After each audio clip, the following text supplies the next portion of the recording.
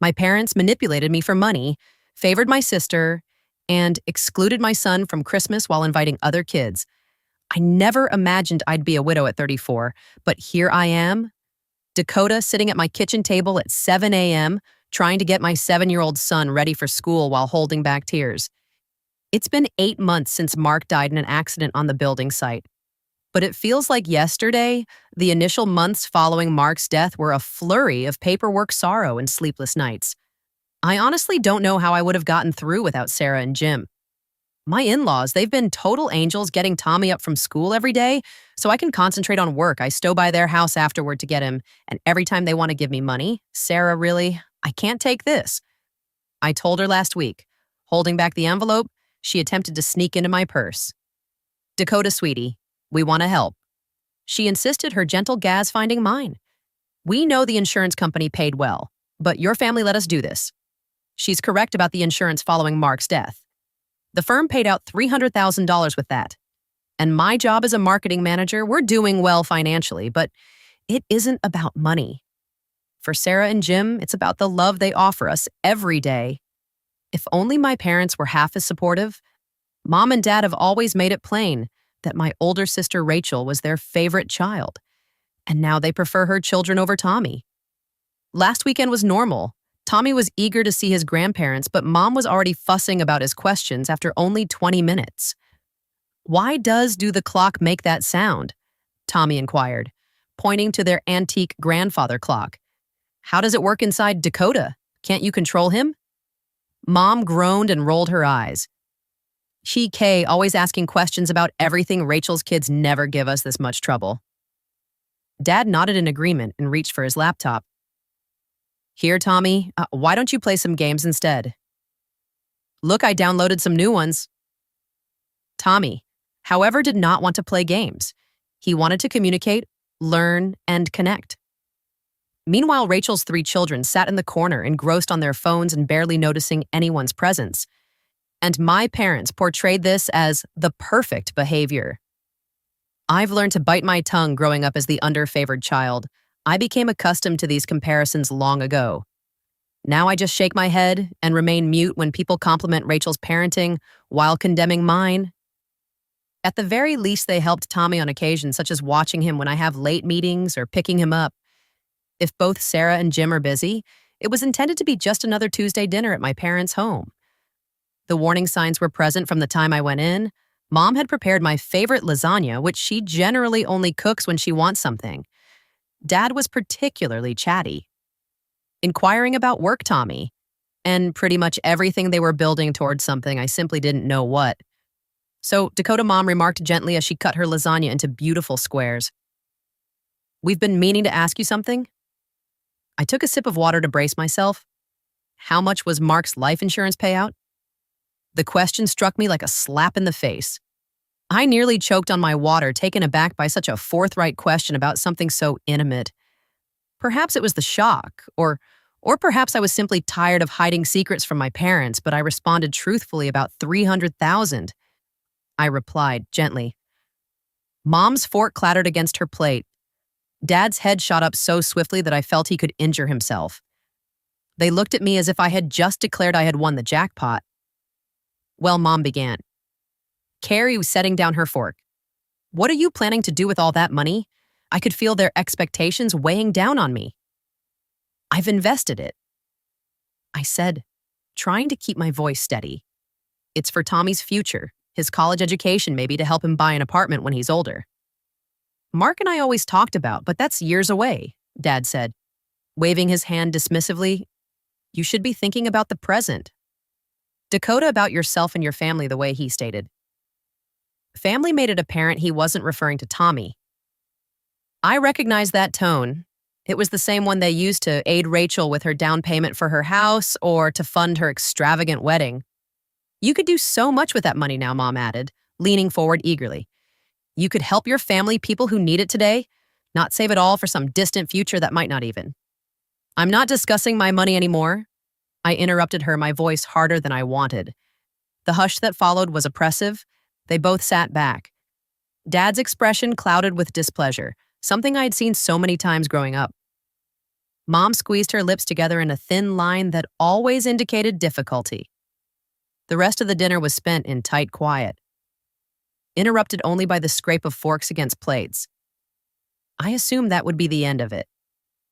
Knowing my parents, I anticipated them to give me the silent treatment for at least a month. It was what they always did when I failed to meet their expectations, but to my astonishment, Mom called only a week later. "We having a family dinner on Sunday," she said, her voice as friendly as if nothing had happened. "Rachel and the kids will be there too. You have to come, sweetie." Something in her tone made me apprehensive, but I consented. When I came on Sunday, Rachel was already there with her 3 children, all of whom were hooked to their phones as usual. As we sat down to lunch, she began ranting about rising costs, accumulating bills, and how difficult it was to make ends meet. "These days, everything is just so expensive now," she complained. "Passing the potatoes, your father and I barely have enough for a normal life anymore," Mom explained, drying her eyes with a handkerchief as she discussed rising grocery prices and electricity bills. Rachel cleared her throat and sat straighter. "I've been thinking," she said, staring around the table with the same self-righteous attitude she'd had since we were children. "Dakota and I should help Mom and Dad financially. I'll send them $500 every month. I wish I could do more, but you know how it is. Jack's the only one working, and with 3 kids." She paused, allowing that to sink in before turning to me with a smile that did not reach her eyes. "But you, Dakota, you should send them $1,000 monthly." Excuse me, I nearly choked on the water. "Well, it makes sense." Rachel continued. "You earn really well at your job and you only have 1 child to support. Plus, with your situation, you have other income." Now Rachel's careful avoidance of mentioning Mark's death made my blood boil. I wanted to shout that I was a widow, that I no longer had my husband's income to rely on, and that the other income she was talking to was intended for my son's future. But Mom was already clapping her hands with joy and Dad was beaming like it was Christmas morning. "Oh, girls," Mom said, "you don't know what this means to us." I sat there divided between fury and amazement, witnessing my family's hopeful expressions. The words of refusal died in my throat. I'd spent my entire life trying to gain their approval, and now they were putting a price on it. "Fine," I heard myself saying, "I'll do it." The first transfer was the most painful one. $1,000 was gone with a few clicks. I convinced myself it was worthwhile if it meant more family support for Tommy, but that fantasy quickly dissipated. "Mom, could you pick Tommy up from school today? Sarah has a doctor's appointment and I have a late meeting." "Oh, honey, I'm so sorry." Mom's voice cracked over the phone. "I've got such a headache today. You know how my migraines get?" This became a pattern. There was always an explanation for why I required Tommy's assistance. Mom was too busy. She was exhausted. She had errands to run. Her back was acting up. Meanwhile, the $1,000 was automatically deducted from my account each month, one particularly unpleasant Thursday, after Mom claimed she couldn't care Tommy because she might be sick. I contacted Sarah in desperation. "Of course we'll pick him up," Sarah replied without hesitation. "Jim's already heading to the school. He loves their little chats on the drive home. Tommy's been telling him all about their science project." I shut up the phone and sat at my desk trying to hold back tears. $1 per month got me nothing but excuses from my own mother, whereas my mother-in-law dropped everything to help without asking for a dime. December snuck up on me. That year, we had always celebrated Christmas at my parents' house. It was a family tradition. Everyone came there to exchange gifts, share meals, and make memories. The call came exactly 1 week before Christmas. I was assisting Tommy with his homework when my phone lit up with Mom's number. "Dakota, honey," she began using that syrupy, sweet tone that always signaled terrible news about Christmas Eve. "We've decided to do something different this year. We're having an adult-friendly party." No, children allowed. The pencil I was holding broke in my hand. "What, it's just that we want to do something more sophisticated this year."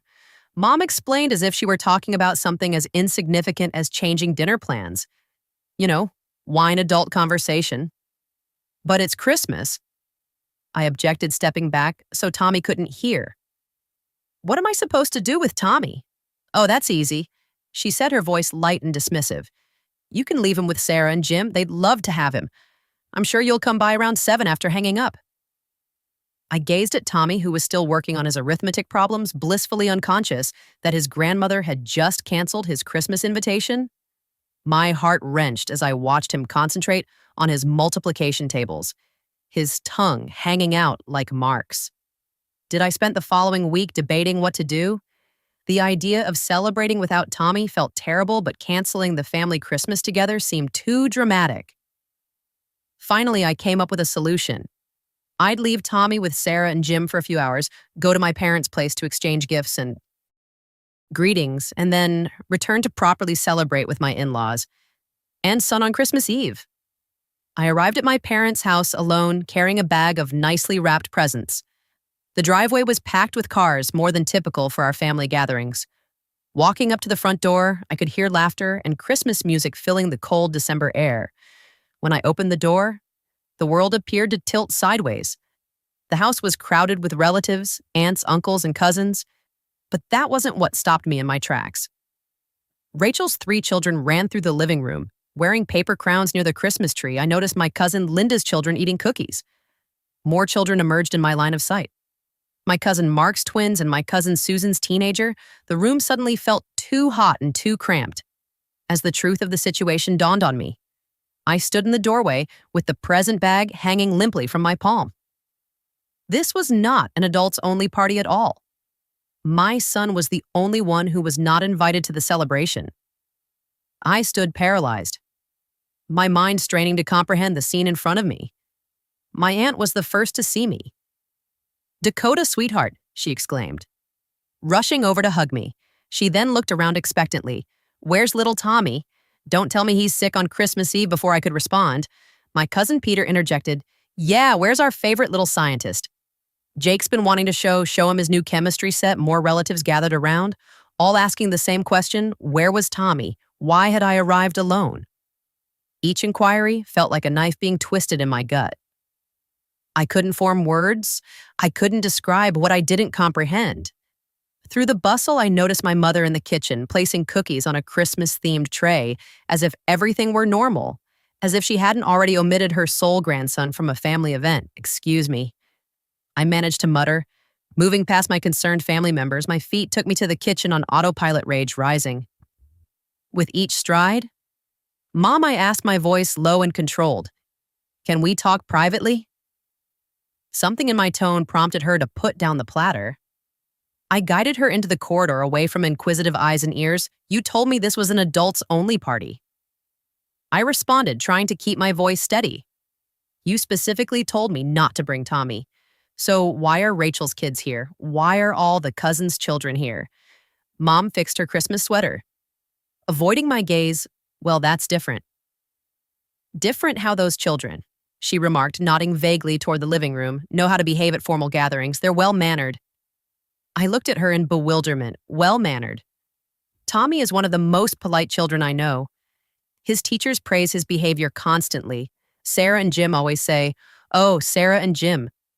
Mom said, rolling her eyes, "They spoil him.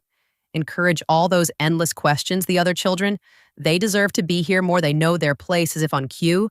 A disturbance broke out in the dining area. Rachel's youngest kid, Kevin, had taken a bunch of deviled eggs and was hurling them at his sister. The eggs flew across the room, splattering on Emily's beautiful Christmas dress as she screamed. I returned to my mother, lifting an eyebrow. Yes, I can clearly see their superior manners on display. Mom's expression tightened. That's just children being children. But when Tommy asked questions about how things work, that's unacceptable. Behavior, don't be so dramatic. "Dakota, he's fine with Sarah and Jim. I'm leaving," I said, turning toward the door. "I'm going back to my son." Mom shrugged and examined her manicure. "Fine, leave. If you want to make a scene, but put your gifts under the tree first. We're opening them after dinner." Something snapped within me. I stood there looking at my mother's dismissive shrug. I walked into the center of the living room before I could think twice. I cleared my throat loudly, cutting through the festive music and conversation. Heads turned. Conversations ended in mid-sentence, and all eyes were on me. "Several of you have asked why I came alone tonight." I said, my voice stronger than I had anticipated. "Why isn't Tommy here celebrating Christmas with his family?" Rachel tried to approach me, but I held up my hand. Let me finish. I drew a breath and continued. I'm here alone because a week ago, Mom called and told me this was an adults-only party. I was specifically told not to bring Tommy. My aunt's voice broke through the hush. But all the children are here. We had no idea. There was a ban on children. Uncle Steve explained. Puzzled, Mom walked forward, her cheeks heated. Dakota, this isn't the time. Oh, I think this is exactly the time. I said, my voice raising slightly, because you see, there wasn't really a ban on children. There was a ban on one child. My son, who apparently isn't good enough for this family's Christmas celebration. The room erupted in murmuring. I witnessed surprised expressions, disapproving looks at my parents and perplexed youngsters as the adult drama unfolded, but that's not. Even the best part, I remarked with a dry laugh, while my son isn't good enough to attend Christmas. I'm apparently good enough to send my parents $11,000 every month, and Rachel here sends $500. Rachel's husband. Jack raised his head. Wait, what, $500? Rachel's cheeks drained of color as Jack turned to face her. You're sending your parents money every month from where our account barely covers the bills as it is? Rachel's composure snapped, her cheeks flushed scarlet as she stared at our parents and her husband. I never actually sent any money, she said. The room was stunned into silence. Mom and Dad asked me to say I was sending $500 so Dakota would agree to help them. Financially, they said, if she thought I was contributing too, she'd feel obligated. The hush that ensued was deafening. I watched as my relatives' features softened as they realized what had happened. How my parents and sister had duped me into financially supporting them while ignoring my child from family gatherings. Aunt Caroline's words rang out sharply and clearly. Aunt Caroline's words rang out sharply and clearly. You scammed your own daughter out of thousands of dollars. You're nothing but scammers using your own daughter like an ATM while treating her kid like dirt. That's low even for you, too. The gathering erupted in overlapping voices, with some expressing disdain and others demanding explanation. Rachel was attempting to explain herself to an increasingly enraged Jack, as my parents stood there, their carefully constructed facade falling around them. I raised my hand, drowning out the continued disputes around me. I have something else to say. The room became quiet again, and all eyes returned to me. Mom and Dad remained motionless before the Christmas tree, their faces ashing. Rachel was still explaining herself to Jack, but even they paused to listen. From this moment on, my voice was clear and firm. I will no longer be sending you any money, and I won't be maintaining any relationship with you or Rachel. I'm done without waiting for an answer. I turned and went out, leaving the bag of gifts at the door. The sound of the door closing behind me felt final. Like the end of a chapter, I should have concluded years ago sitting in my car. I took out my phone and accessed the banking app with a few fast touches. I canceled the monthly transfer to my mother's account. It felt like severing a cord that had been dragging behind me for months. The journey to Sarah and Jim residence seemed to take both forever and nothing at all. When I parked into their driveway, I noticed Tommy through the window helping Sarah decorate Christmas cookies. The sight of him happy and loved brought tears to my eyes. We spent the rest of Christmas with Sarah and Jim baking cookies, singing songs, and watching Tommy's eyes light up as he assisted Jim build the nativity scene. This I understood as how family should feel. My phone rang the next morning while Tommy was still sleeping among the goodies Santa had brought him. It was Aunt Caroline. You might want to hear how things ended last night. She said, without elaborating after you left, it was like a dam broke. Uncle Mike stood up and said he couldn't stay in that house another minute. Then Aunt Marie and Uncle Steve followed. Pretty soon everyone was gathering their coats and kids. I listened as she told how the relatives had all departed together without even saying goodbye to my parents as they walked out. Some appeared to make loud comments about deceptive behavior and family shame. And Jack? I inquired quietly. Oh, honey, he was livid. Packed up the kids. Right then and there, told Rachel he needed time to think about their marriage. Said he was taking the children to his parents' house for Christmas. Rachel was crying. Your parents were trying to do damage control, but it was too late.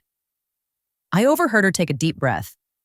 I want you to know, Dakota, we're all on your side, what they did to you and Tommy. It's unforgivable after I hung up. I sat on my bed, absorbing everything.